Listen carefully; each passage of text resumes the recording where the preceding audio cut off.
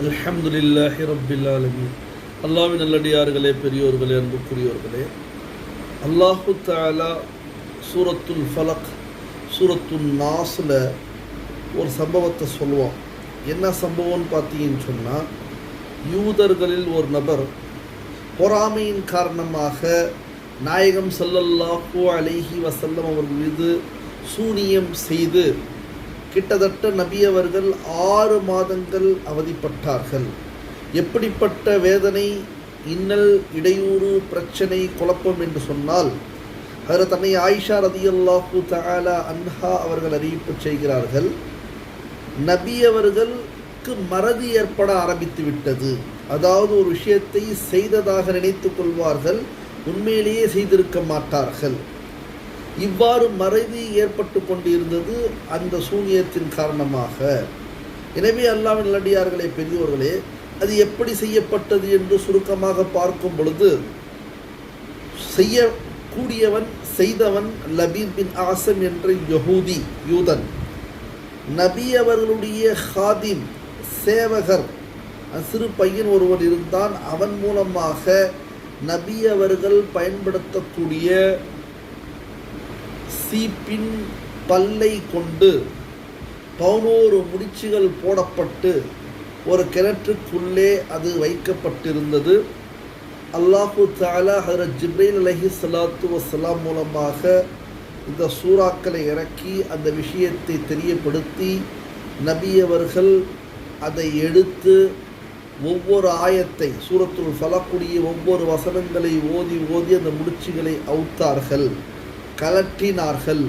அதன் மூலமாக அல்லாஹுடைய கிருபையால் அவர்களுக்கு அந்த சூனியத்துடைய பாதிப்பு நீங்கியது என்பதாக தஃப்சீர்களில், பல ஹதீஸ் கிதாபுகளில் நமக்கு இந்த சம்பவங்கள் கிடைக்கின்றன.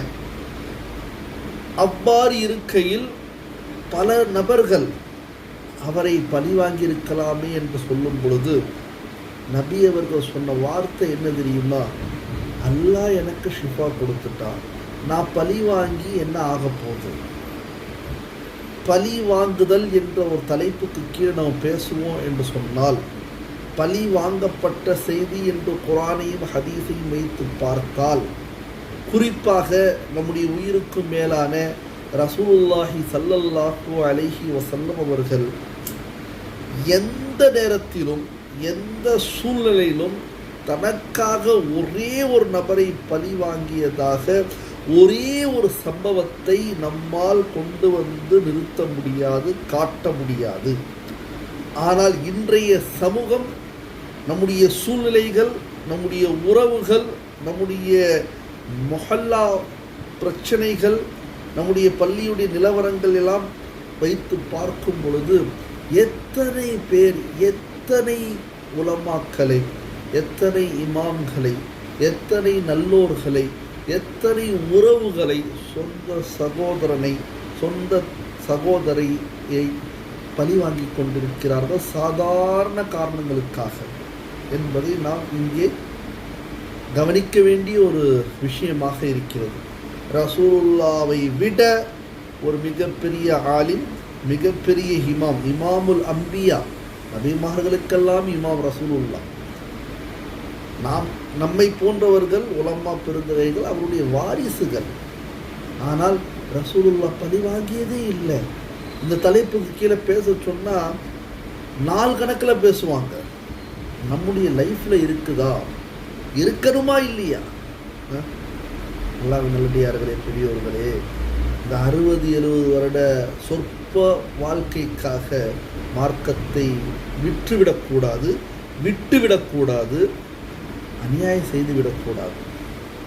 அல்லாஹ்வுக்காக பழி வாங்கலாம். பத்ராக இருக்கட்டும், உஹதாக இருக்கட்டும், கந்தக்காக இருக்கட்டும், அஹஸாபாக இருக்கட்டும், ஹுனைனாக இருக்கட்டும், எந்த யுத்தமாக இருந்தாலும் அது அல்லாஹ்விற்காக, ஏலாய கலிமத்துல்லா என்று சொல்லப்படுகின்ற மார்க்கத்திற்காக செய்யப்பட்ட யுத்தங்கள். ஆனால் ரசூலுல்லாஹி ஸல்லல்லாஹு அலைஹி வஸல்லம் பழி வாங்கியதே கிடையாது. இன்னும் பல சஹாபாக்கள் சொன்னார்கள், நீங்கள் அவங்க யாருன்னு சொல்லிடுங்க, நாங்கள் பார்த்துக்கிறோன்னு சொன்னாங்க.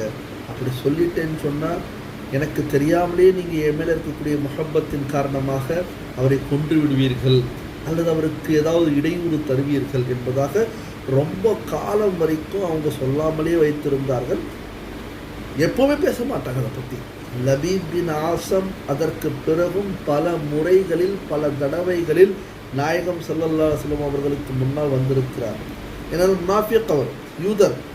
நம்ம இப்படி செஞ்சிட்டோமே, அவர் மூலமாகவோ சஹாபாக்கள் மூலமாகவோ முஸ்லிம்கள் மூலமாகவோ ஏதாவது இடையூறு வந்துவிடுமோ என்ற கவலையின் காரணமாக முஸ்லிம்களையும் ரசூலுல்லாவையும் கவனித்து கொண்டே இருக்கக்கூடிய ஒரு நபராக லபீப் பின் ஆசம் இருந்தார்கள்.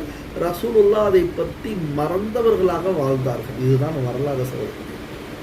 எனவே அப்படிப்பட்ட ஒரு ரசூலுல்லாஹி ஸல்லல்லாஹு அலைஹி வஸல்லம் தூய வாழ்க்கையை நாம் பேணிக்கொண்டாலே நம்முடைய உறவுகள் சரியாக இருக்கும், நம்முடைய நட்பு வட்டாரங்கள் சரியாக இருக்கும், நம்முடைய மனைவியுடைய குடும்பங்களில் வரக்கூடிய பிரச்சனைகளுக்கு இதெல்லாம் ஒரு தீர்வாக இருக்கும். அதே போன்று முஹல்லாவில், பள்ளிவாசலில், மதரசாக்களில், மஸ்ஜிதில் எல்லா பிரச்சனைகளுக்கும் ஒரே ஒரு தீர்வு என்று சொன்னால் நம்மிடத்தில் ஹசத் இருக்கக்கூடாது, ரசூலுல்லாஹ் ஹசத் செய்ததில்லை. நம்மிடத்தில் பகாவத் இருக்கக்கூடாது, ரசூலுல்லாஹ் பகாவத் செய்ததில்லை. ரசூலுல்லாஹ் அதாவத் செய்ததில்லை, நாம் அதாவத் செய்யக்கூடாது. எனவே அல்லாஹ்வின் நல்லடியார்களே, பெரியோர்களே, அப்படிப்பட்ட ஒரு தூய வாழ்க்கை அல்லாஹு தஆலா நம் அனைவருக்கும் நசீபாக்கி தருவானாக. ஆமீன். வாஹிரு தஅவானா அல்ஹம்துலில்லாஹி. அஸ்ஸலாமு அலைக்கும் வரஹ்மத்துல்லாஹி வபரகாத்துஹு.